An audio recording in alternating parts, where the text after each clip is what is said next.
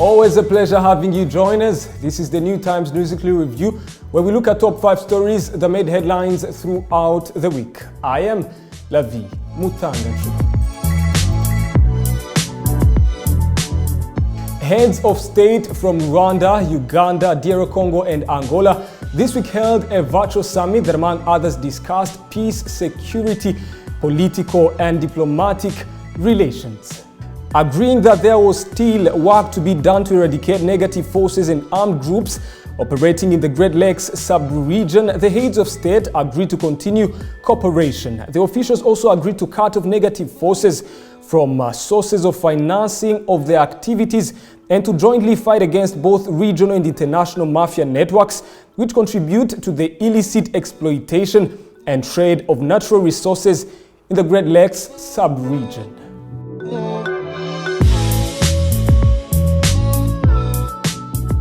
In other news, the Rwanda Defense Force this week paraded a group of 19 armed Burundians who last month crossed into Rwanda illegally.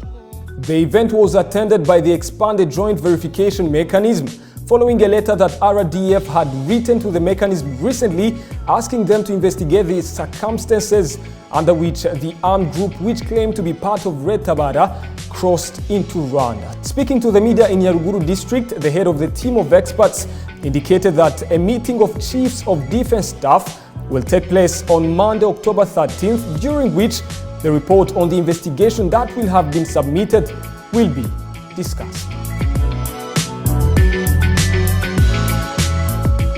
Now, as we proceed, the Directorate of Immigration and Immigration announced that a total of 935 foreign nationals were granted nationality since 2009 up to date.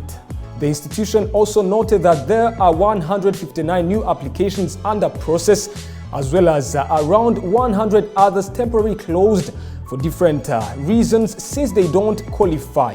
The application process includes application files, interviews, cabinet approval, and the taking of oath for the successful applicants. Publication in the official gazette is the last step of the process.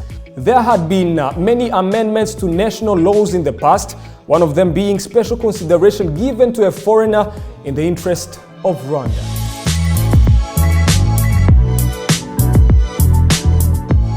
Now, in other news, the Association of Pentecostal Churches of Rwanda, also known as RDF, has installed a new administration to replace the one that was last week dissolved by the Rwanda Governance Board. The entire leadership of the denomination was dissolved on Saturday, October 2nd by RGB, faulting them for bad governance, disunity, poor performance, and poor cooperation.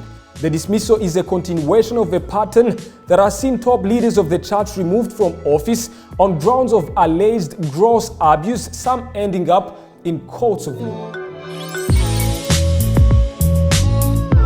Now, as always, let's wind up with sports news. Monnet-Paquet, a forward for Saint-Etienne, has received his first call-up in the national football team Amavubi ahead of the resumption of the Africa Cup of Nations qualifiers. The squad was announced during a press conference at the Rwanda Football Federation Ferwafa headquarters in Remera on Wednesday afternoon. Monnet-Paquet, who is 32 years old and was born to a Rwandan mother and a French father, is among 10 foreign-based players who make the 37-man provisional squad for the double-header against Cape Verde next month.